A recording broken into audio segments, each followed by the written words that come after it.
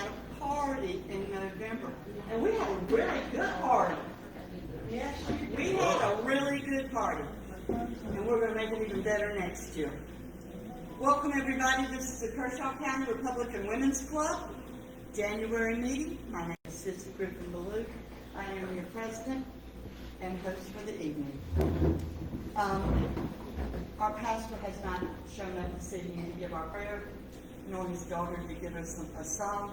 So I'm going to ask Cindy if she would give us an invocation. I just thank you for gathering us all here, Lord, for the passion we have and save us our community and our country, Lord. Thank you for the speakers that have brought. Ask you to bless us, ask you to help us keep you at the center of everything we do. Amen. Thank you. Let's see, what elected officials do we have outside of our own Senator Gustafson? That's my introduction. I'm sorry. She is our own, so I didn't get it wrong. Amanda Ute is with us. She is KCGOP chair. And we have a couple of other people with other positions in the county with the GOP. Peggy Upchurch will be joining us later on, and she will be installing the new officers, which are myself as the president, Senator Gustafson, please stand up, as the vice president, Tiffany Barlow is our second vice president, Paulette Barr is our secretary. I can't tell you about that. And we have Sandy Hart. She is our new treasurer.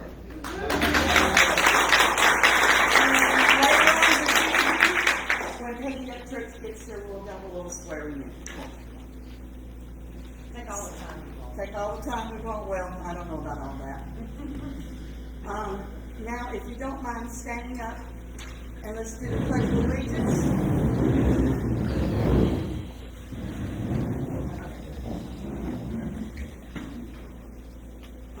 Allegiance to the flag of the United States of America and to the republic for which it stands, one nation, under God, indivisible, with liberty and justice for all. We have a new member who used to be president of another club in another state, so I'm going to ask Lisa Fitzgerald to lead us in the South Carolina Republican Creed.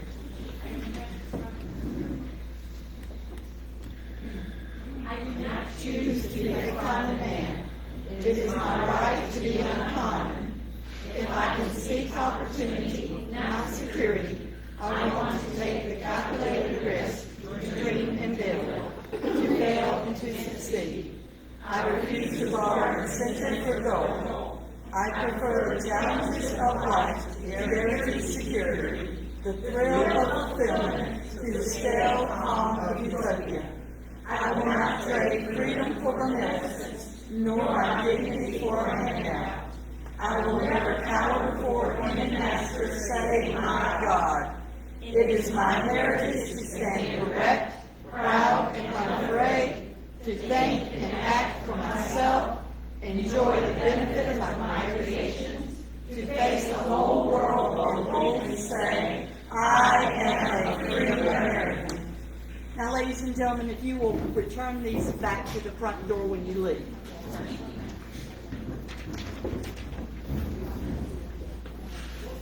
I would like to get somebody to make a motion to adopt the agenda as written. All right, Linda Cunningham made that motion. And then who has the second on that? A second motion. Henry seconds it. I want to welcome our new members since the last quarter of last year. Maria Reeves, Tanya Edens, go on, stand up.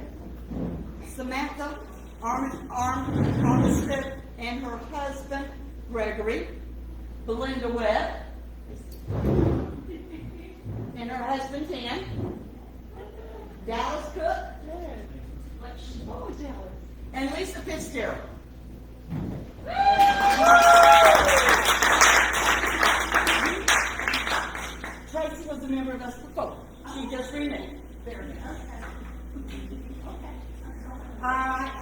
want to welcome all the new members. It's lovely to watch the group grow and expand, to see all the different personalities, and to be able to fellowship and create a sisterhood of women that can count on each other and the community can count on.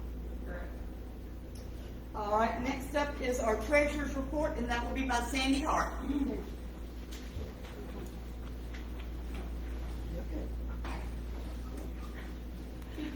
I'm coming, guys. All right. In the beginning of November, the club's account was $1,041.58. The deposit in November had to be new women coming in was $285.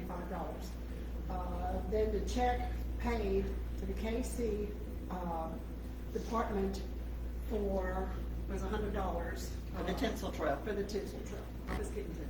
Okay, The tinsel sorry. trail. That's okay. And double the debit credit cards for the Christmas party was No. $157.02. I got to get my glasses for saying that good, guys.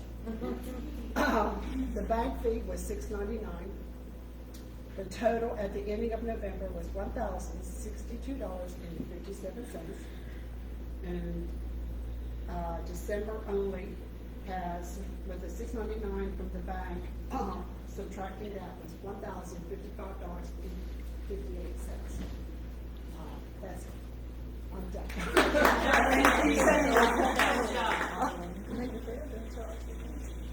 We don't have our music, so. Do y'all want to just sing God Bless America together? Okay? I'm sorry. What was it? We have an opera singer? Well, I hate to put you on the spot. We would love to hear you sing for us. If that's what you wish, we will go right there with you.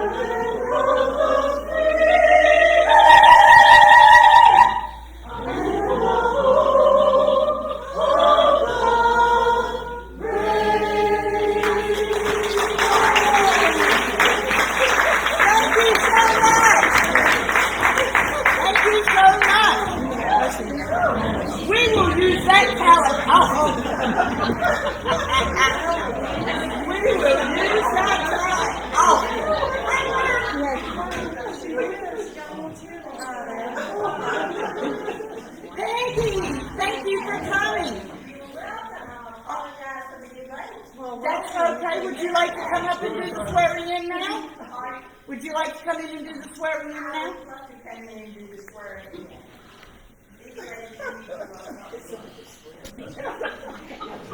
Yes, we're all going to swear. Come on now. Just swear. All right, come on, Tiffany. Let me get my. Right, sheet of paper. Would you not take something if you don't mind sending me one too? No, this is her phone. She goes, Oh, it's her phone, or she'll send them to me.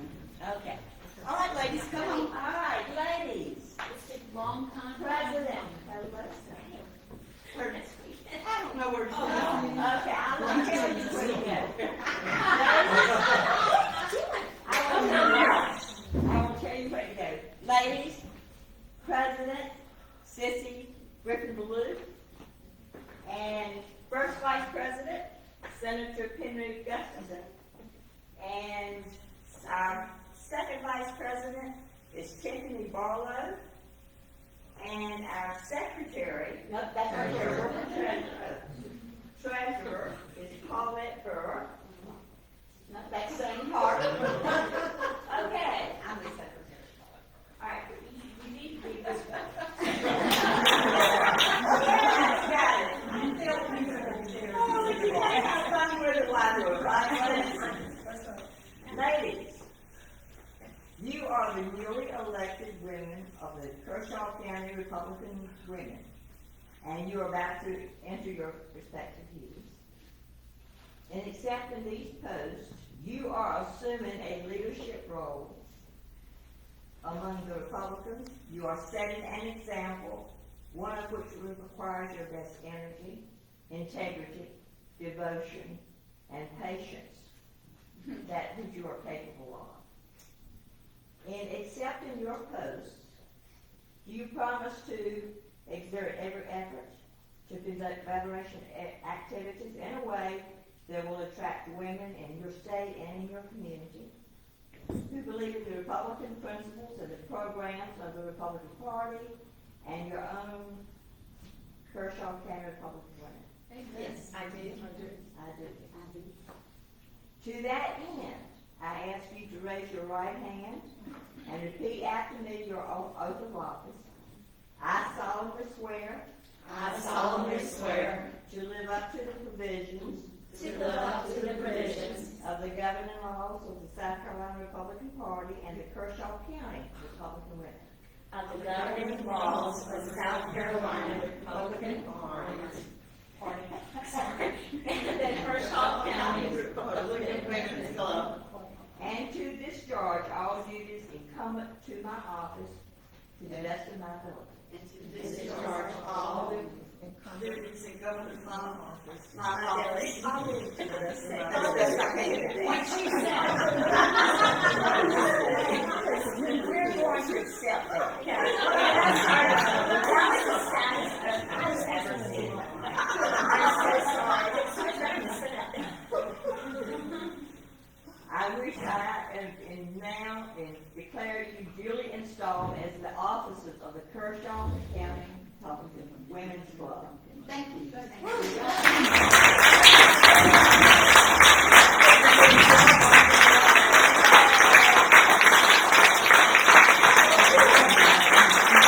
Ladies, y'all make a good team. You're going to work well together. Thank you so much for coming.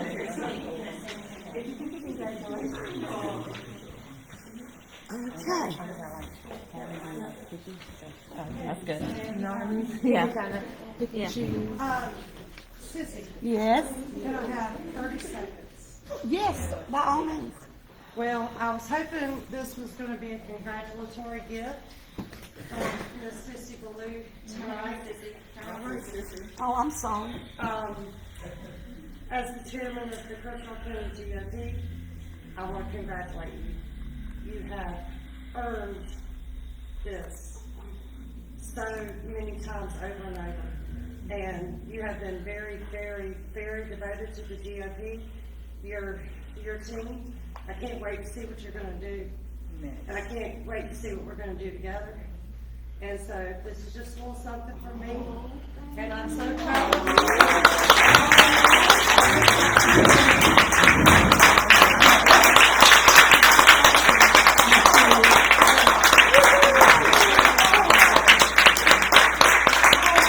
I don't know what's in here yet, but I will find out later. Yeah, it's gonna be good.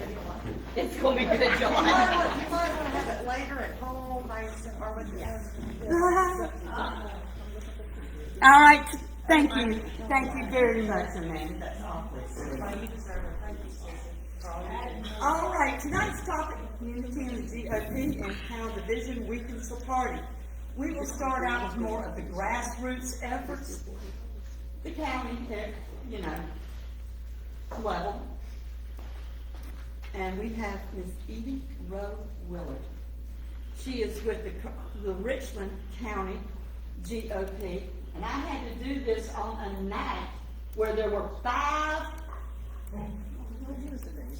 Mondays in the month, because I wanted her to come speak, but she can't get away from the Republican Party, which would be meeting on the same party in Richland County as us. So I had to wait till this particular month just so I could have her speak. And so I'm tickled to death to have her speak. And so without any ado, we will have Ms. Willard come and speak with us for a few minutes, and then we will have Chad Conley speak.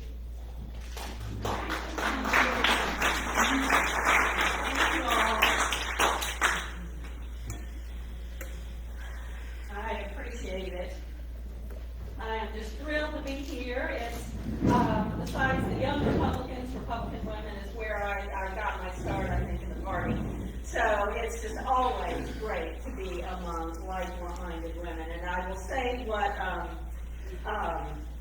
going to quote 2 state party chairmen. The first is Chairman Peyton Dawson, who said that a county party cannot succeed unless it first has a successful Republican Women's Party. Oh, wow. Club, excuse me. So anyway, so that's why this is important, what we're doing here. We are the lifeblood of the community as Republican women. And I will say, I feel like the Forrest Gump of the Republican Party, because I have been involved for, I will tell you how many decades, because that's going to tell you how old I am. But I have been thrilled to witness some, and to participate with some candidates that became icons of our party and our nation, as well as witnessing great legislation being passed by wonderful Republicans and Democrats working together. So that's how I kind of feel like the Forrest Gump of the party. But I also want to mention something that regardless of what we do in life, I'm quoting Chad, who is quoting one of our favorite books, The Greatest Salesman, This Too Shall Pass. Whether it's good or whether it's bad, this too shall pass.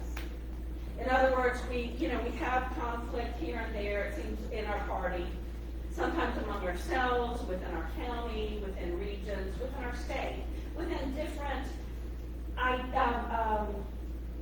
focuses of the party. But we also, and you know what, I'm going to need my phone because there was something I wanted to read. I completely forgot on my phone. Thank you. In preparing for this, I was trying to remember a quote that I actually found at the RNC from Richard Nixon, believe it or not, a dedication of Dwight Eisenhower's the Dwight Eisenhower building. And it goes like this. It's also at the state party headquarters. Our Capital City Republican Women donated it to the party. And it goes like this. I took a lot of pictures here. Well, anyway, I'll the joke. That's for men. But the bottom line, we are a Big Ten party. Because we believe in the ideals of our party, regardless of whether we come from a small town, a big city, regardless of race, regardless of religion. But what I love about being involved first at the local level is that, again, as Forrest Gump, I've been able to listen to some really great icons in our party. And our party is where it is today because of the grassroots, because of volunteers. And I can, many of y'all may not know this, but our party, I'd say 50, 60 years ago, which, if you're under 30, that seems like a long time. If you're my age, it seems like just a few minutes ago.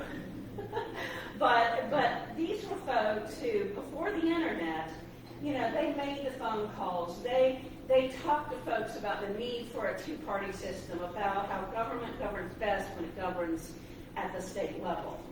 And then the importance of freedom in our own decisions. And those people worked hard, again, at the local level, whether they were Martha Edens, who was the heir to the Winn-Dixie fortune, or Linda Suber, who has since passed away, but she was just a mother with two young sons who believed in the importance of creating a two-party system in Richland County, and this was back in the 60s. They worked hard to the point, and I'll point out Richland County, because this shows both sides of the importance of the grassroots and unity.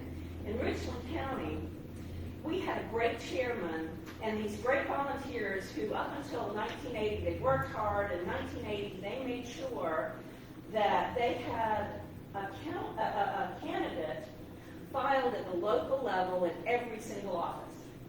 Even though it may have seemed impossible to win, they made sure there was a candidate filed. Again, hard work, recruiting candidates, you know, knocking on doors and making phone calls when we made phone calls by landlines. And because of that, knowing that Ronald Reagan was going to win and sweep our county and our state, for the first time in a century, Republicans had a majority in Richland County. Every single office, I think, on county council became a majority, every single county-wide seat. Okay. So, I mean, that was significant in 1980. Now, most people don't realize, they think, you know, we've had a majority, you know, oh, this is a Republican state. It's always been a Republican state. Some of you may have heard me say this before, but again, as far as film, I witnessed the folks who were able to accomplish the Republicans becoming the majority first at the South Carolina House of Representatives. And do you know how they did that? Again, we had a great governor and Governor Carroll Campbell who worked hard to talk to the Democrats who were conservative Democrats, who worked hard to get them to switch parties. And then in 1990, during redistricting, the Black Caucus and the Republican caucus got together, and you know what? Actually, it was Gilda Cobb Hunter who said, you know what? We've been voting with Democrats for almost 100 years, and we're not much better off. We will vote with your map in redistricting on one condition, that you draw a congressional district where an African American can get elected. And in 1992, James Clyburn was elected to the 6th Congressional District, and the Republicans took over the majority in the House of Representatives. Okay. Now, we've had our ups and downs. There have been folks who maybe have disagreed, or they wanted their particular presidential candidate to take over the convention, and first to take over, to be our nominee. This happened, I think, in the 90s with Pat Robertson. A bunch of folks wanted to make sure that all their delegates were seated at the national convention so Pat Robertson could get our nomination. And you know what? The way they went about it kind of alienated a lot of folks who've been doing that hard work. Now, for better or worse, you know, there was dissension in the party. You know, these again back in the 90s. In Richland County, it's amazing. That convention, 900 people showed up from Richland County to our county convention. Yep, I know. 600 of them were not eligible to be seated. They spent 2 hours just deciding who would be the convention president. Yeah, convention president, not the county party chairman. They decided on the chairman, and one of, again, our icons, Rusty DePass, he served for 1 term. But you know what? For a few years, we only had enough folks to come out to party meetings who would meet in Rusty's office. You know, that kind of, it didn't do much for unity. On the other hand, it passed. Those folks are now some of our best friends. You know, they're still involved.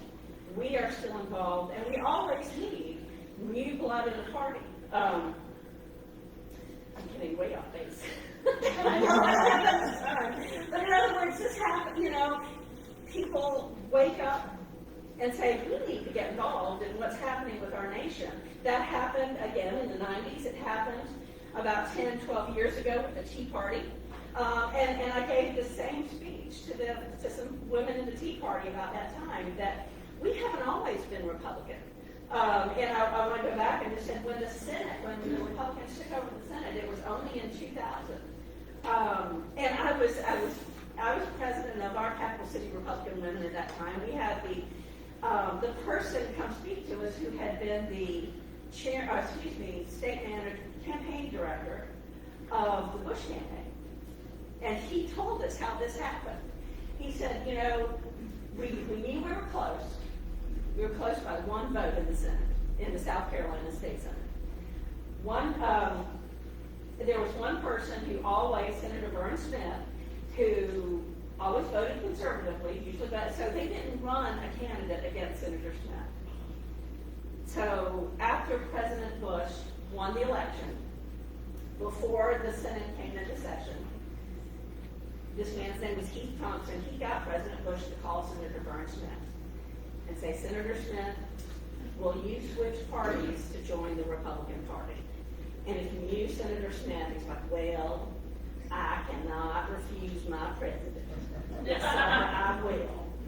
He switched parties, and that was, again, in 2000, we became the majority, only, again, 20 years ago, in the South Carolina State Senate. Again, this too shall pass, can pass. Pendulum swings back and forth, and yes, some folks are more conservative than others.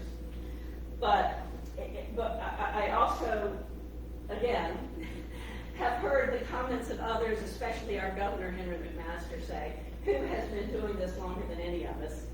And his comment was, yes, we've been through the dissension of the Christian Coalition, of the Christian Light, of the Tea Party, and we're always a better party for it. So, and again, it's important that we stay involved, that we listen to each other. My favorite saying is, we don't know what we don't know. Now, that can be the case of a new volunteer. But when you listen to someone, you find out their intentions. Are they here just to take over the party? Or are they here because they really want to make our country better? And again, it's important that we be inclusive, because campaigns are about volunteers.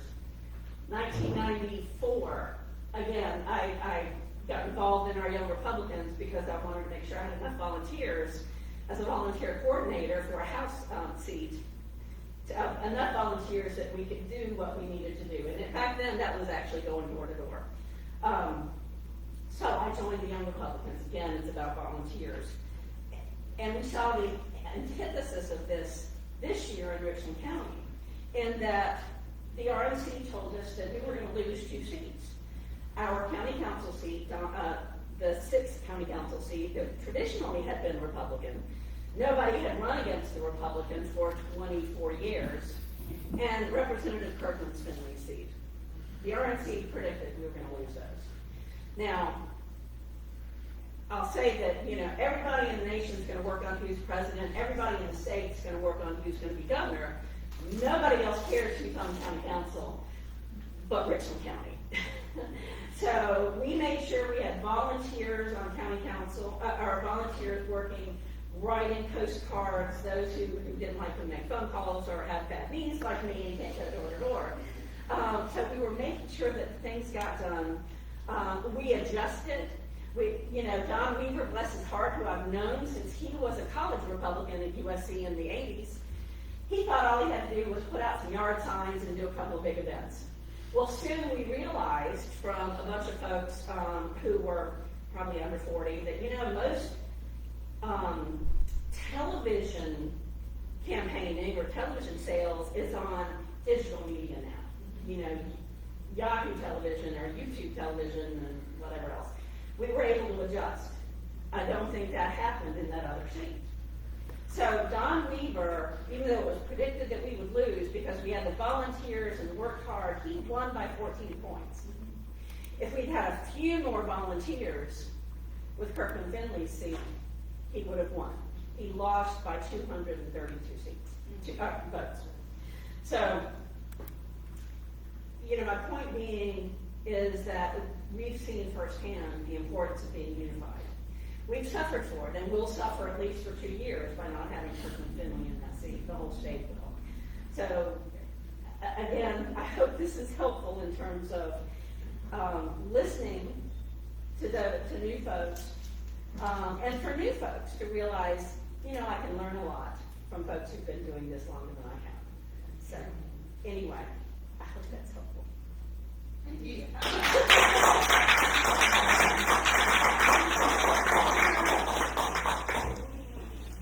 Now we have a gentleman who I am pretty sure I do not really need to do too much to introduce. His name is Mr. Chad Conley. He is the former chairman of South Carolina State GOP. He is a man of great faith. You can literally feel it when you shake his hand. And I'm very pleased to have him come speak to us about unity at more of the 10,000 foot level. Mr. Conley. My dad is not here, I'm sad. And first, Sissy, deep bow of respect. This is the lifeblood of the party. I've been in every county in South Carolina at least 5 or 6 times, running for state party chair twice, and then a congressional run. And this is what makes the party work. Senator, so proud of you. I think it's the first Republican since Reconstruction in this Senate seat. More than 100 years. More than 100 years. That's a long time.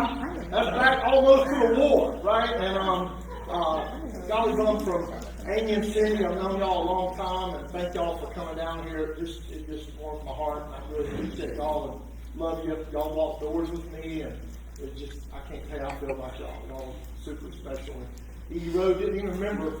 I remember meeting her because she was already an icon of the party. And what a great history lesson, Edie. That was awesome. That was incredible.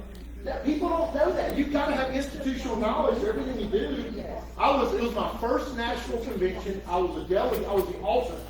And I only got on the floor one time.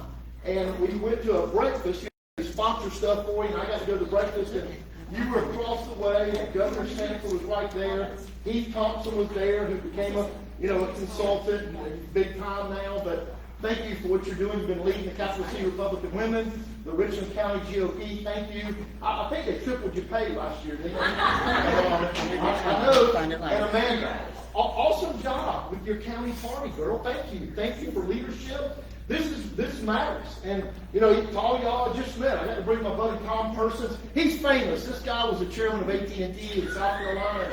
He is, this guy's been a mentor of mine, so I picked him up, and he lives off of Clemson Road, and we rode together and spent a little time in the cars.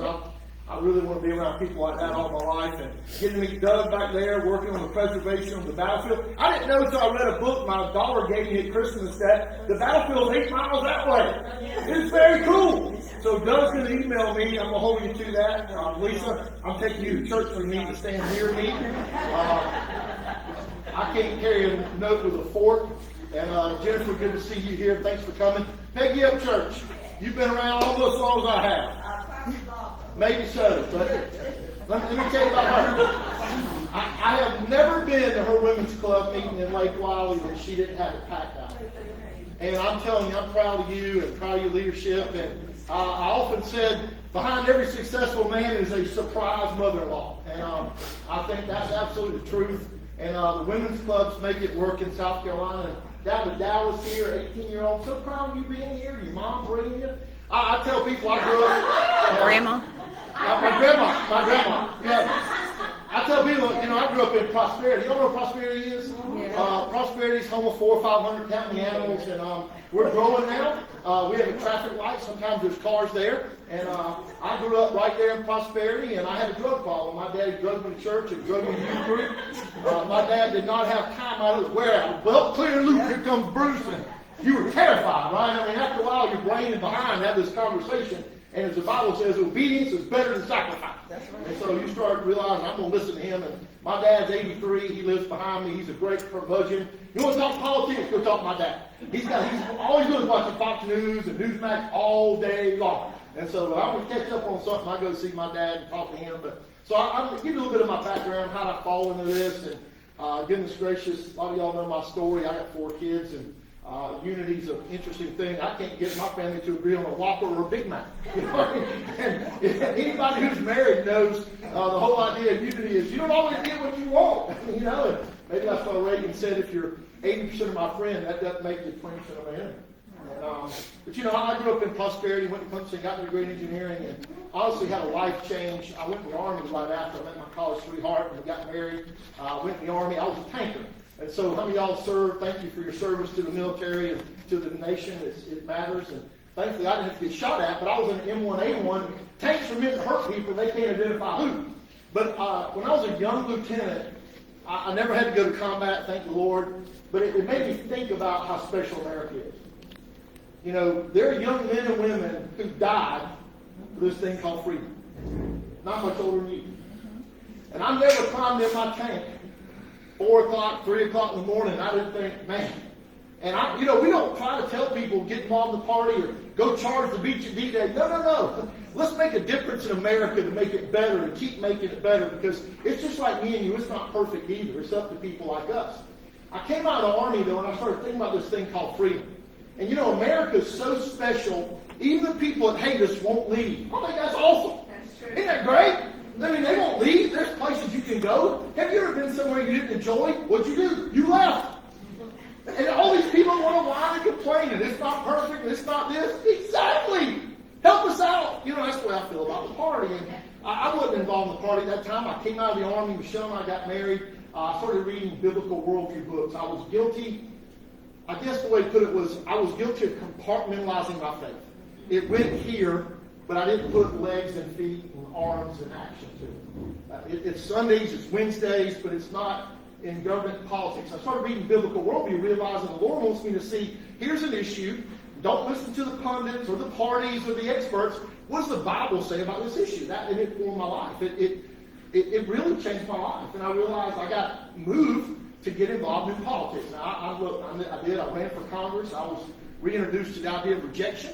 And that's when they put all the numbers in the paper, you know. But you start realizing you feel led to be in this. And I think poly, you know, still means many, and kick means blood suckers. And I didn't, except for our senator here. And I didn't want to be a part of it. That's how I felt. I didn't want to be a part of it.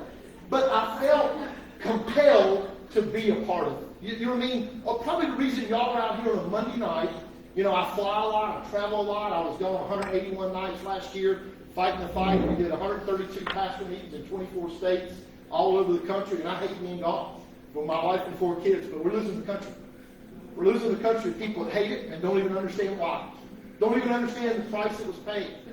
And we really have. And the church has been, you know, inactive and sidelined. And so in the late 90s, I'm reading these books. The boys come along. CJ was born in 2000. Bennett was born, CJ was born in 97. CJ was born in 2000.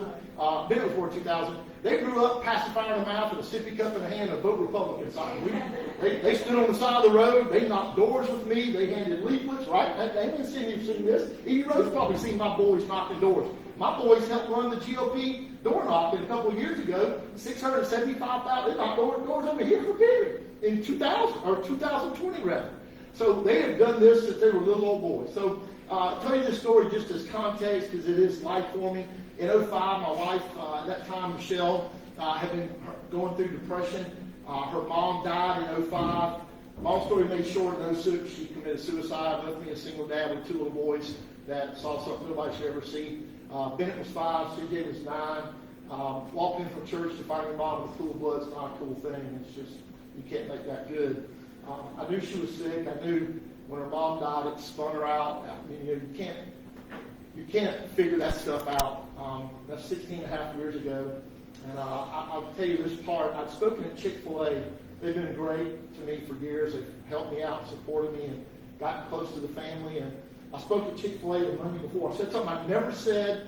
The 1,000 times I've spoken and stuff like this. I said, you know, I've messed up, I've made mistakes, I've even had business failures. I'm not going to be a failure before God, man, my wife, my little boys. And I didn't even trust Michelle to keep them.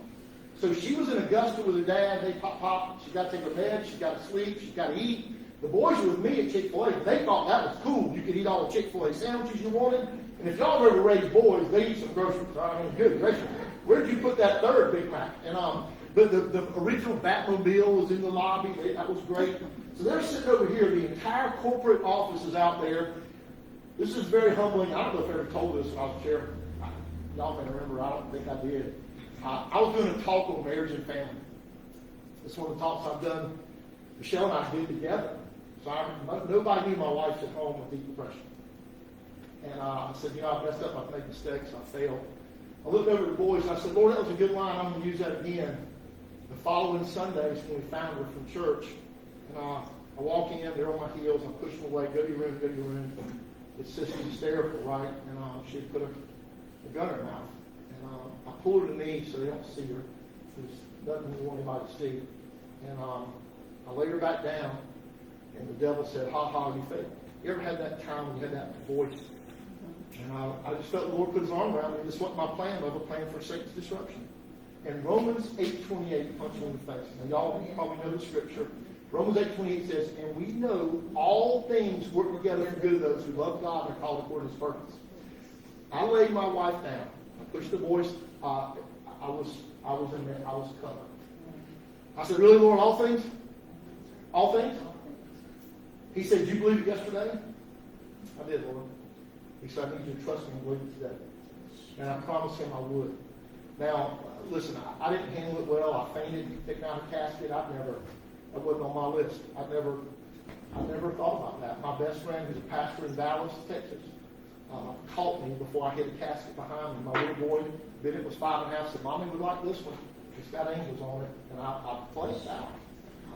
Going tombstone shopping, I never processed. Where do you go find a tombstone? You don't think about this stuff. So 3 or 4 months, I couldn't get off the map at all. Just couldn't get up. Y'all know I've been on the board of Common Family Council for a long time. I'm not on it right now, but those are my buddies. And it must have been like 6 months in after Michelle's death.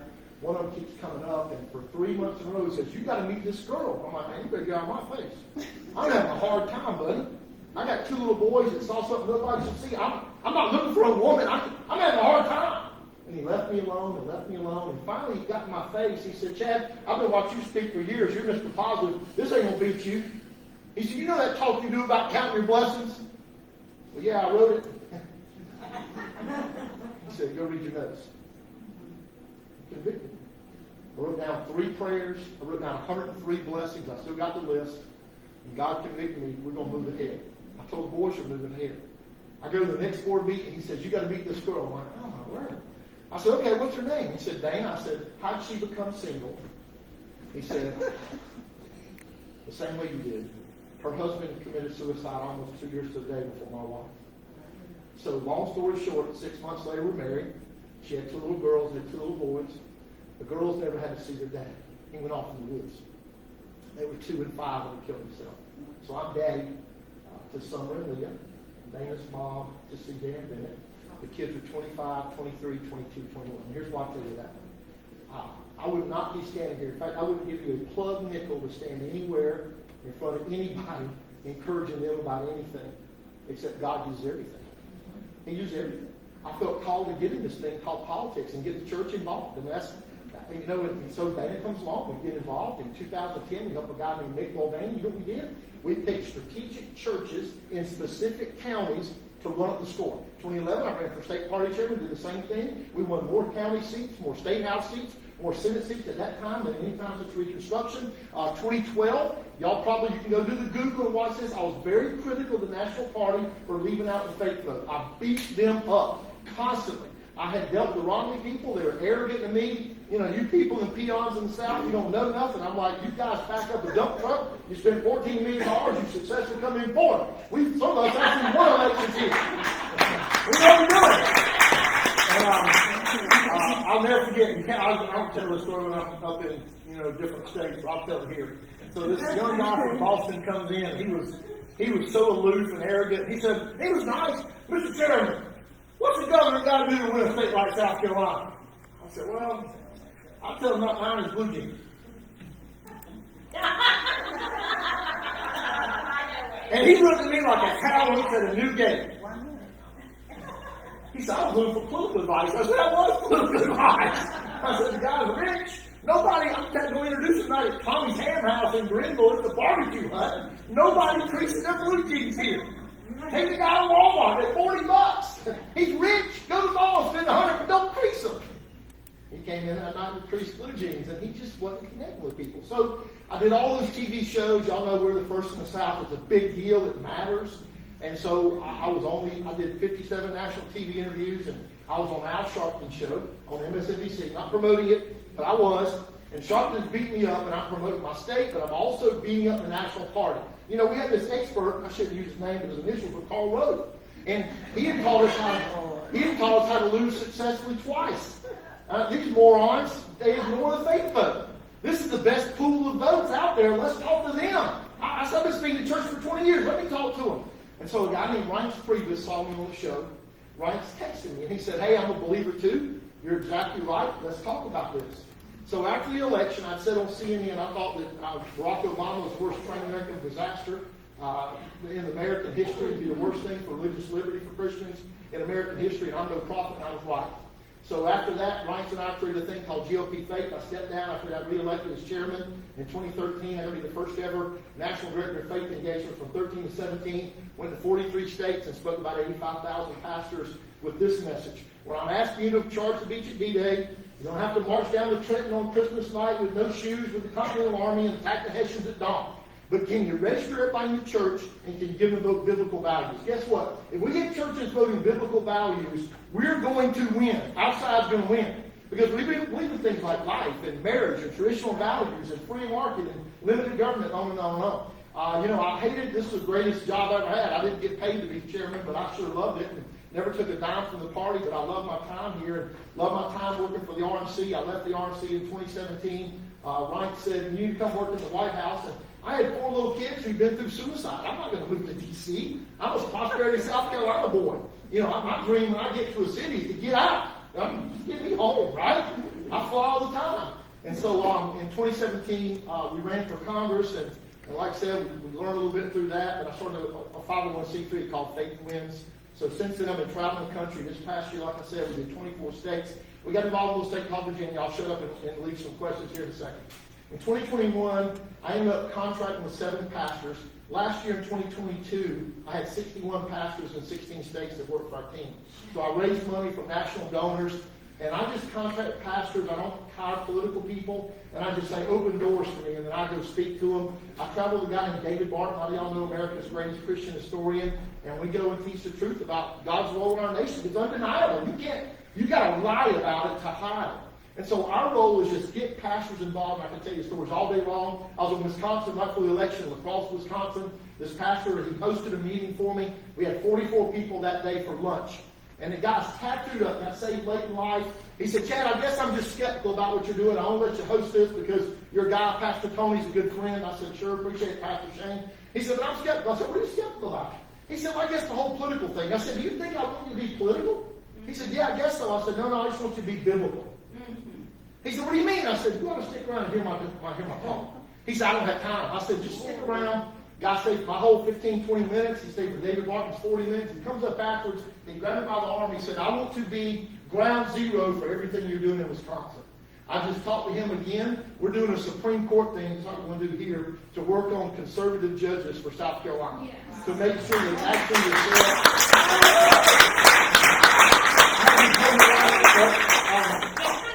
we'll talk about this, and we're going to create a grassroots effort to do the same thing. In Virginia, though, our little team, we ended up having 312 churches, to your point, who did voter registration for the first time. We registered 77,000 to vote in those churches.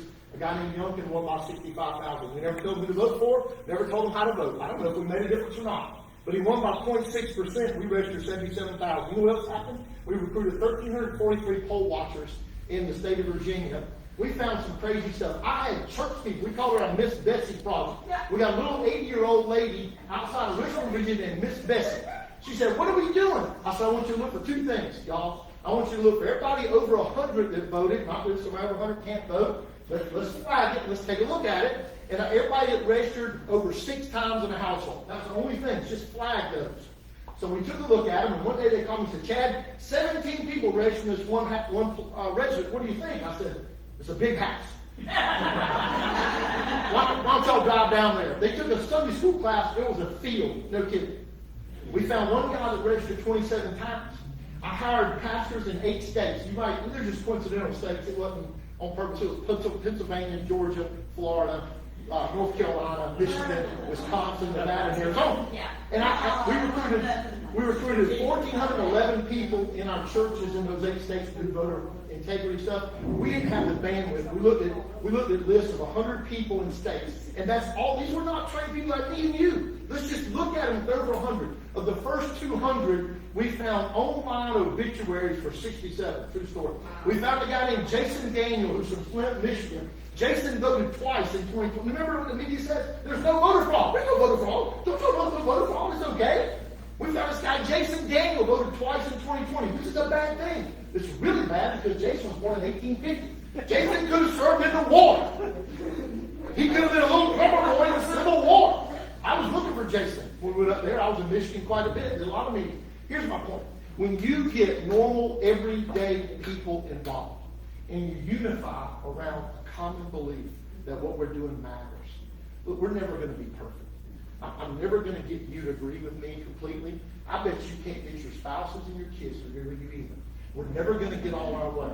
It's why we have this thing called a platform. One of the coolest things Priebus let me do before I left the RNC was in 2016 we were helping a guy named Trump. He set a record. We hit 81%. Not all just because of what we did, but for the first time ever, we had an ongoing year-round faith engagement for evangelicals. That's what we did. And we maximized the faith vote. Trump hit 81% of self-identified evangelicals hit 81%.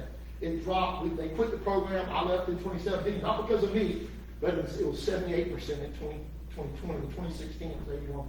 It makes a difference. And when you're intentional about telling people, I don't need you to be biblical, but God created 3 institutions: the family, the church, and the state. And one day I was in Atlanta, a pastor named Billy Ingram comes up and says, Chad, I appreciate what you're doing. I'm not Catholic, but I would confess, I have not been doing any of this. I've been a 2/3 Christian. I said, Pastor Billy, what do you mean? He said, I focus on the church, and I focus on the family. I've ignored the state. My goal is to be a 3/3 Christian.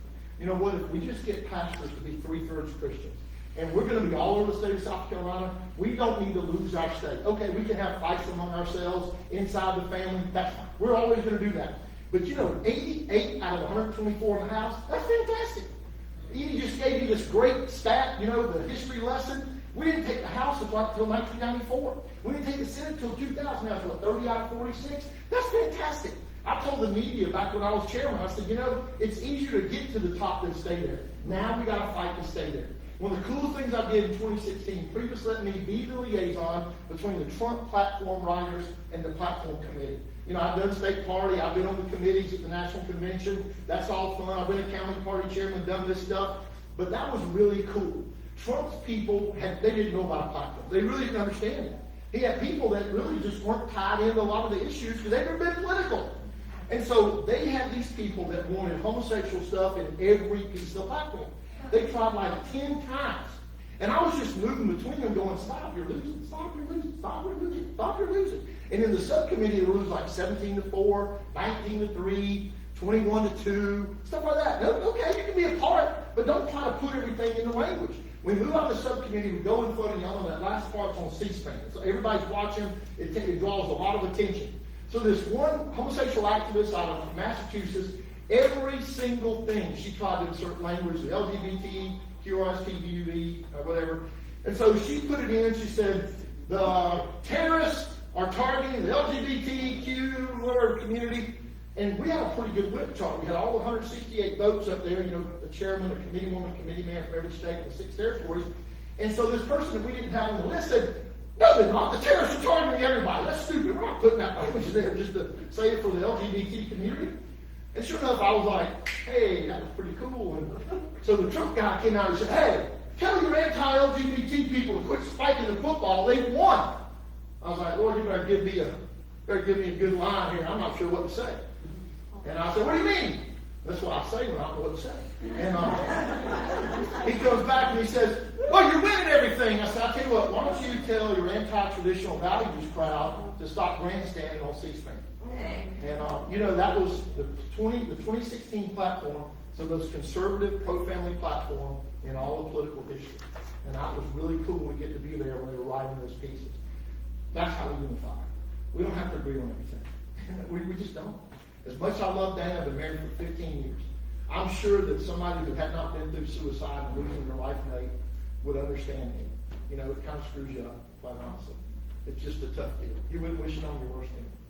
And look, I've been in politics. I got a thick skin. I've had people call me everything but the son of God. I get it. And until we get to know each other and spend time, that's why I'm really proud of this. This is what it takes. It's coming together, finding a cool place. This is an awesome place. You know how many elected officials don't take time to do this? Do you know how few county chairmen? I've been told not to. No, you ought to do it. Don't you dare listen to them. They're A wrong. number of Senate colleagues from both parties said, stay away. I talked to the House colleagues over there and said, y'all better go out. You know how many county party chairmen wouldn't drive across? You know how many people from Lake Wylie wouldn't drive here? You know how many county party chairmen, they would feel threatened? That's why I know she's a great leader, because she's not threatened by another bunch of leaders.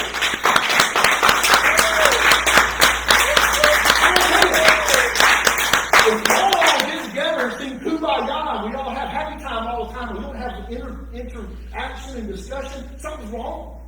Lincoln put his staff and his cabinet full of people who disagreed with him. And you know why? Because he wanted different perspectives. One of the hardest things today, our pastor did a sermon Sunday on 1 Samuel 25. It was David is not king, Saul's chasing him. And his men are going throughout the wilderness. They're in Paran, however you want to pronounce it.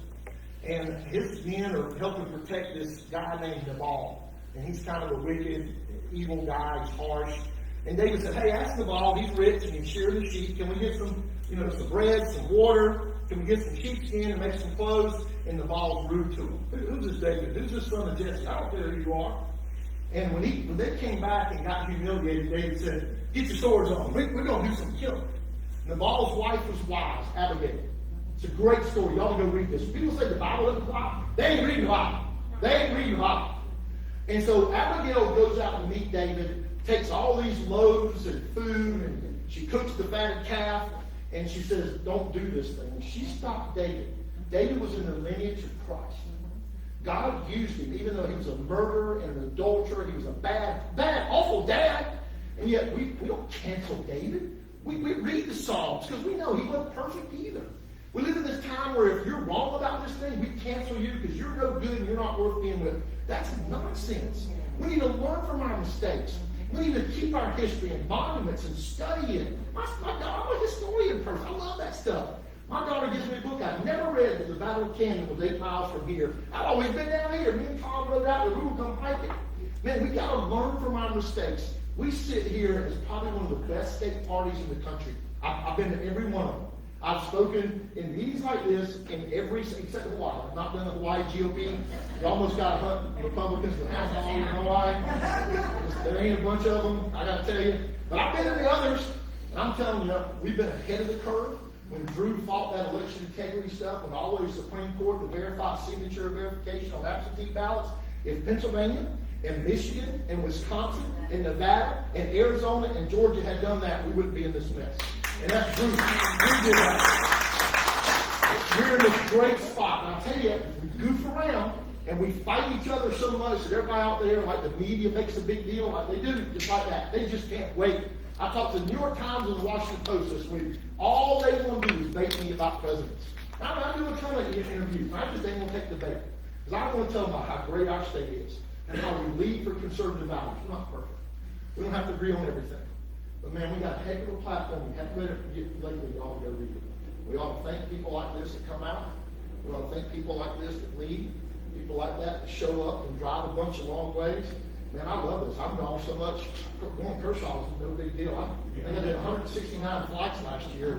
I go to Iowa, Texas, Florida, and Georgia in the next 8 days. I'm gone all over the place. I'll be in the northern states. I'm building a pastor network for people on our side who want to stand for what's truth and what's right. And righteousness still exalts a nation, but sin is reproach any people. And when the righteous are in authority, the people rejoice. When the wicked rule, the people groan. Scripture teaches us over and over and over again, common sense, conservative values are all the difference maker in the world. I'm honored to be here. I'm so proud of what you're doing.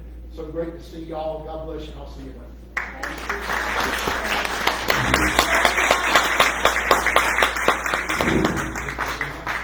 have a few words to say about unity myself. What is unity? Togetherness. It is defined as the joining of two or more multiples, usually for a common goal. Another definition, and I think this is the definition that we're getting confused with. Oneness. Oneness, you cannot separate the multiple entities in the joined union. This is what we see and what we maybe even envy across the aisle with the Democrat Party. We see them always on the same page. We see them always thinking and acting as one, because they dare not. They will be canceled by their own people. They will be ostracized. And who knows what else they do in their little meetings. I don't know, and I don't ever want to know. But their individual lack of a firm foundation is the only way this oneness can happen. Now, unity looks different for us. Our own individual integrities insist that we cannot be at oneness with everybody else, because everybody's individual foundation is different than everybody else. Even though they may mostly be the same, everybody is a little different. And we are not afraid to be different from each other. So we don't really do unity the same way that the Democrats do unity, because we don't do oneness.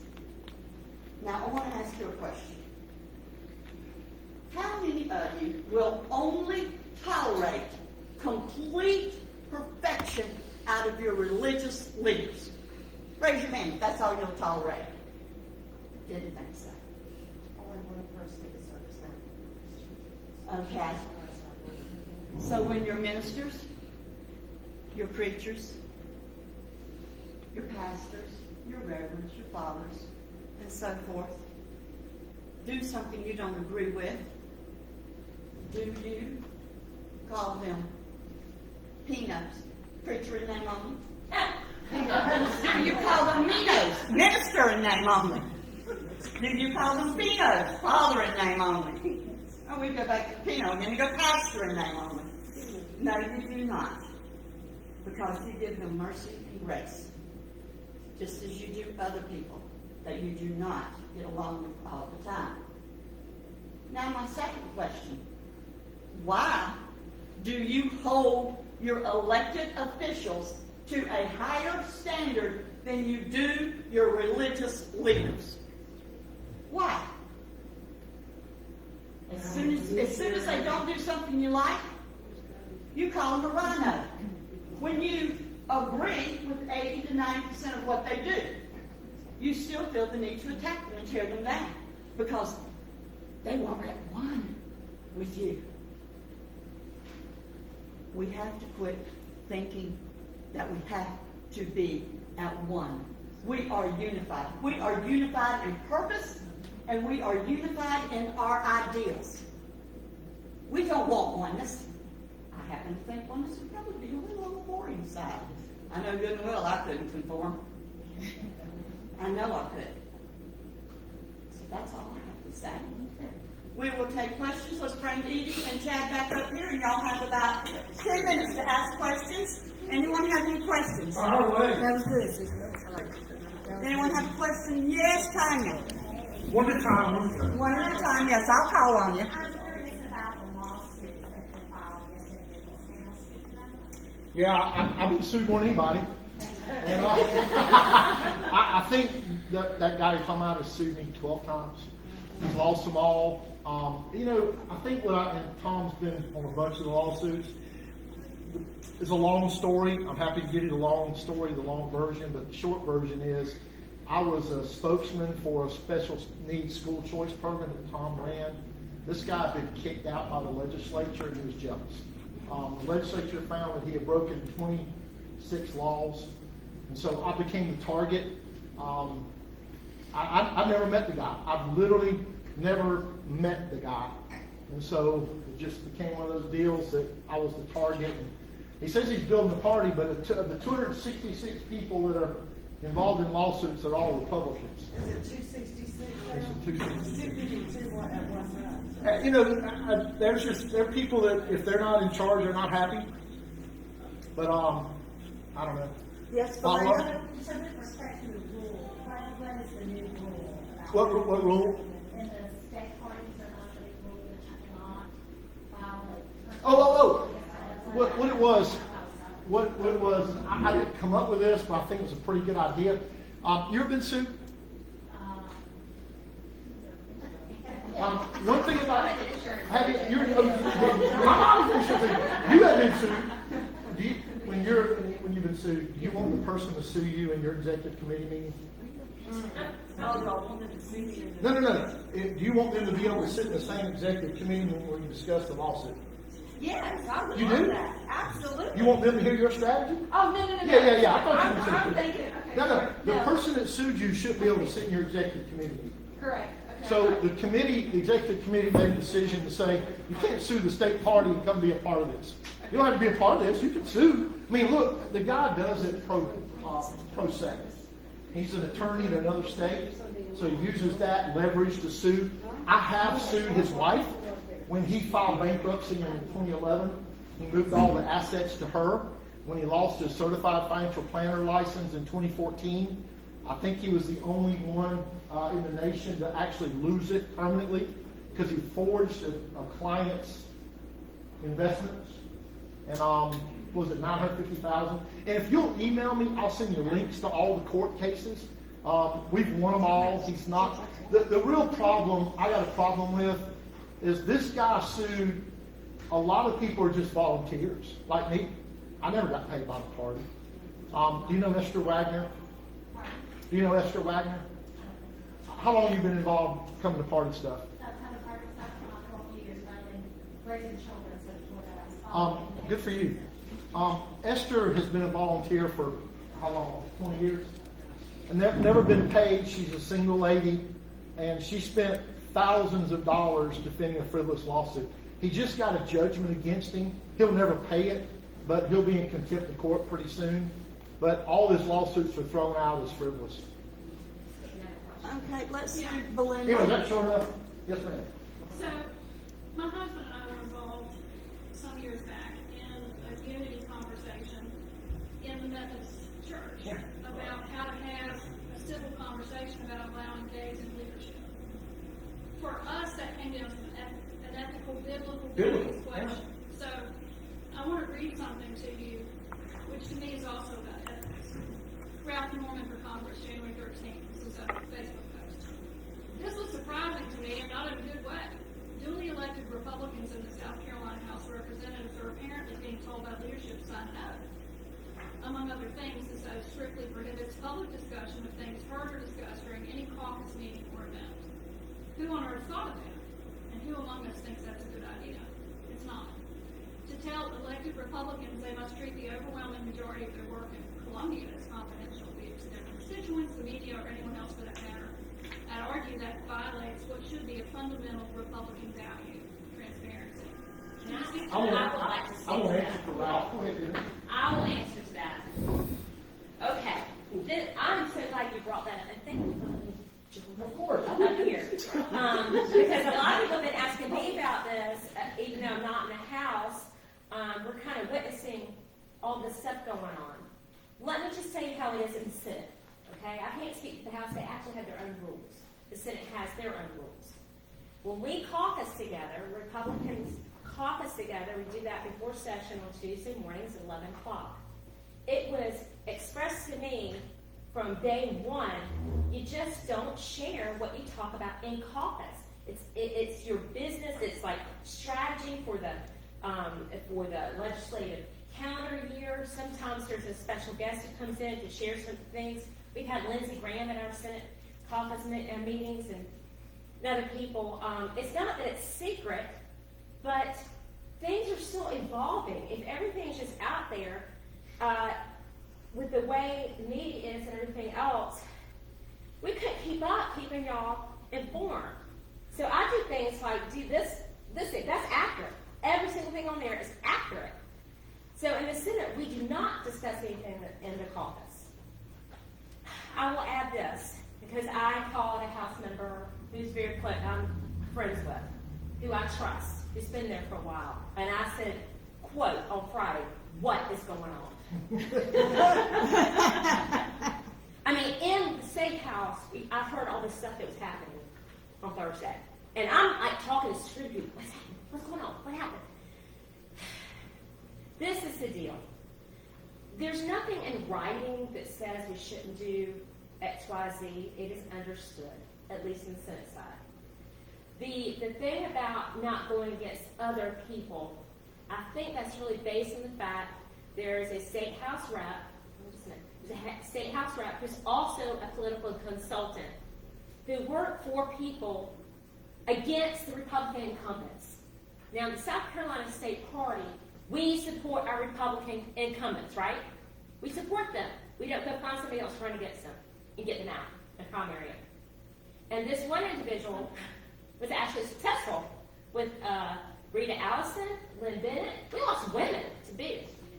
So that some people who've been there for a long time And have had done great work, not Yes. just that they've been there a long time. Yeah. But yeah, They've done great work. I think it's a reasonable request. There was not I heard blood oath. I heard all these phrases. Basically, they were in negotiations with leadership. They talked. Leadership, I heard this, but I can't confirm it. They didn't want pictures taken in voting board, which I think is stupid. And Yeah. that comes from Assembly. I mean, post it. Who cares? I don't personally care about that. But I think the main thing was not working actively for money against Republican incumbent who was also your colleague. That's the crux of the matter. That's where this really boils down to. I will tell you that one note. And they negotiated out through Christmas. They were talking. They were not, from what I was told, they were not kicked out of the caucus. They simply did not agree to everything they were asked to do. Most of it reasonable. But there again, when you talk about unity, most of it was reasonable. So, okay. They're gonna work it out. They're going to work it I was told out. it's about It's going to calm down. But, I'm just really glad, again, I can speak for the Senate, not for the House. In the Senate, we don't have that issue, like at all. We are unified. If we do have an issue with somebody, I'll go to them on the floor. We go talk to each other very personally, very directly, and we hash it out, whether that's a Democrat or Republican. Very rarely do you see anything happen on the floor, and we certainly aren't going to have anybody screaming in each other's faces. That will never happen in the Senate. Never. That's bad for them. It is Oh, I very know. I bad. couldn't believe that when I heard that. So as far as unity is concerned, got some troubled waters in the House. Again, I'm not firsthand involved with that, but I can guarantee in the Senate, things are going pretty well. We are so deliberative in everything. That's why it's taken us forever to talk about S39 and so on. And I've talked too much, but I just wanted to say that because there's a lot out there, and there's a lot of people who are upset. I get it, understand, and the newer people might really feel like they're getting kicked out. I don't think anybody's been kicked out. I think you should keep thinking about consulting, making money against them. That's the thing. That's the real big one. That's the thing. But I've been told they're working it out. I also been told the media took a little bit of shine off and ran with it. Oh, the media love this. Oh. They want to divide. Eating our own. We got to stop doing that. We've got to stop doing it. Yes, If we have we problems with each other, we got to step up like adults and professional college. And behind closed doors. And behind closed doors. Starbucks works every time. So anyway, Somebody else, I saw another hand. Well, I have one question for Edie, and then we'll go back out here one more time. You just raised hands. As the chairman of a county organization, and if you wish to address this, you can, but I'm really going to her. When you have your meetings and you get, whether it's a touchy subject or you just have people who are honoring, How do you calm down those who insist that they have to ask the same question just differently 20 times during the meeting? Goodness, I would say Richland County generally is, although I will say, my very first meeting as chairman, I had someone do that. In general, Richland County is different in that we're still fighting Democrats. In Richland County. That's supposed to be a joke, guys. Oh, okay. Anyway, We took you literally. someone did that my very first meeting, and he wanted to go forth on a tirade. Never been to a meeting before, but wanted to go forth on a tirade against Senator Lindsey Graham. And basically, we were able to say, I understand what you're saying.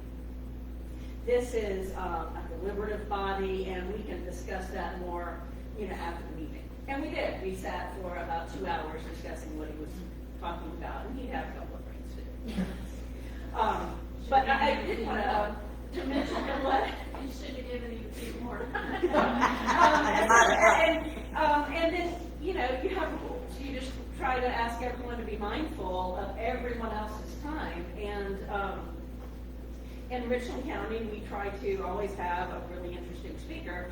And we have social time before and after where people can discuss those issues. But so people defer to being, and I will say one thing I would ask whenever I open it up to questions, I would say, we are grateful for the time of our speaker, this expert who has come before us to spend his personal time without, any pay or compensation. So let's be mindful of his time and ask a question, and not pontificate. I'd say it a little bit better, but I would like to She's say. nailed it, but I'd say too, find out if they have a real question. Is it really a question, or is it just, this is a good question. She asked a direct question, she asked a direct question, answer a direct question. Somebody keeps coming back to you with the same question. Sometimes people don't want an answer, they just want to, I create just want to pontificate. But, just get back to what y'all were talking about, I am certainly not worthy to quote scripture. But, something that is just common sense that I keep going back to, I want to say, correct me if I'm wrong, it's like Matthew 18, 15, and 16, or Matthew 15, where it says, if you have a problem with someone, go directly to that person first. Don't gossip among everybody else, but ask that person. And in South Carolina, And if they won't listen, take somebody else. Right. It's just such great common sense and just civility and politeness. And a lot of those lessons. One quote that I wanted to mention that I forgot about. Something that Trey Gowdy said after he was a congressman on his television show. He said, I love my friends here at Fox. They've given me a great opportunity to make a good living, but none of them have ever tried to pass legislation. It is different.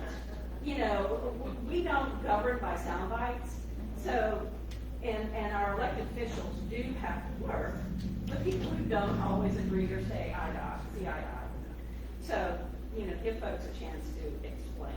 All right, we've gotten to our end of our issue. We'll take one more question, and this will be it. My question is going to be quick, and it's We like directed them. to you. Yes. Is it a hard question? So Mitch Prosser reached out to me about 7-8 months ago and said, I need you for marketing, and can you please bring a few pastors together? So we had about 42 of them Wow. at my church out here in Blue Gulf. Wow. I want to be able to say, this is what I got in front of. So, and if we can have a little bit more pastors, and if we can bring it again, I would love to go to a Women's Center. Can I have your direct? Absolutely. My cell, I'll get to you. Just, I do better on email, Chad, C-H-A-D, at chadconley.com. I get about 89 texts a day is what my team says I average. So email's better. Chad at Chad Conley, and that's 2 N's and 2 L's, C-O-N-N-E-L-L-Y. Just remind me where I'm at. And my cell, ChadConnelly.com, Chad@ChadConnelly.com. My cell's 803-924-4596. If I don't text you back right away, email me, I will. I speak at the Georgia prayer service Thursday, and then I leave Sunday night. I'm gone for 16 days in a row, I think, and I'm gonna do 4 states. But especially, I'll send you links to all that lawsuit stuff if you want it. If you're getting those questions, they don't bother me any. You know, I'm sick of it. We're playing offense now. And I told my attorney, Tom knows this, you know, he advised me to keep my mouth shut. And Amanda knows I didn't speak for 3 years. Even though I got drove through the mud, he called me an embezzler, he called me a liar. He did some things I won't repeat. He bragged about some things that he did, and I had to get the sheriff involved. I don't know if he's telling the truth or not. I don't trust those kind of people. Again, I've never met the guy. But I know when people say that stuff about you and they never met you, they're violating at least Matthew 18:15, but they also violate Proverbs 18:17. The first side sounds right till you hear the other side. And when people make snap decisions without getting to know somebody, they're pretty much always wrong. And the story of Nabal and Abigail teaches me, you know, that flipping out over being wronged is never right. And so I've never flipped out. I enjoyed it. That's exactly right. And I hurt a lot of people by my silence.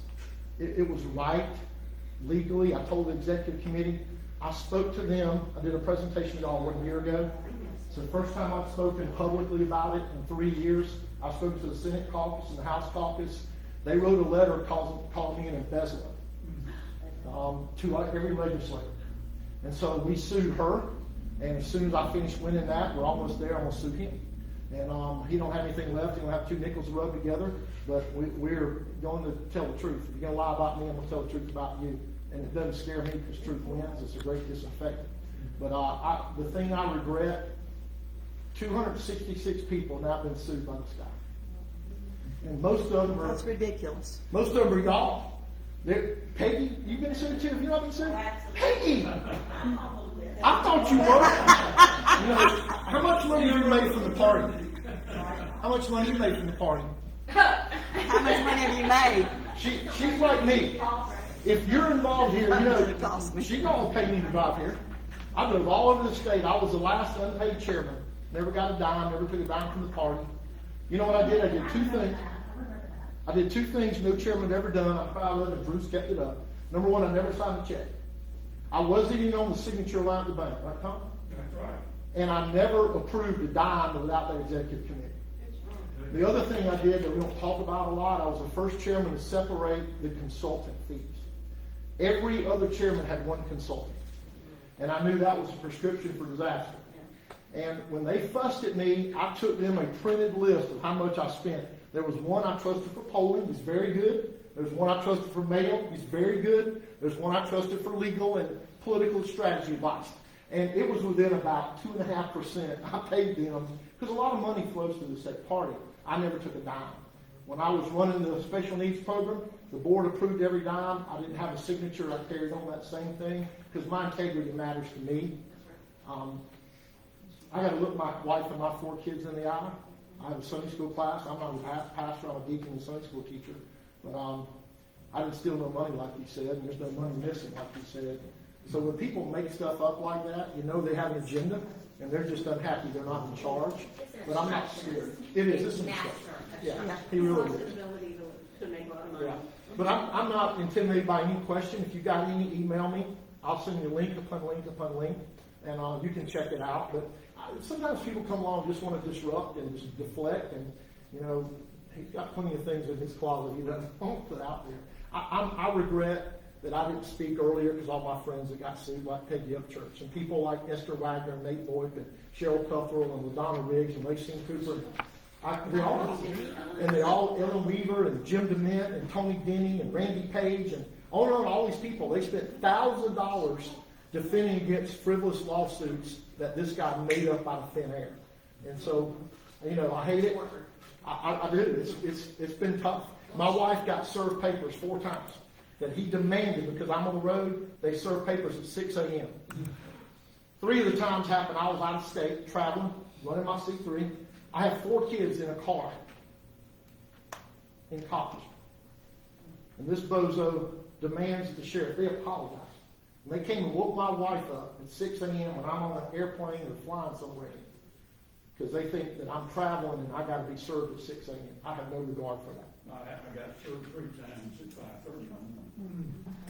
And so if you talk to them, you tell them I'm happy to continue their losing streak, sue me again.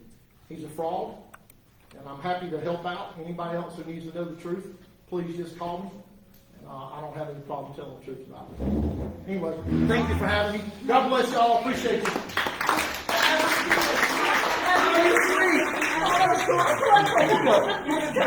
That's from the Camden, historical Camden, I thought it was beautiful,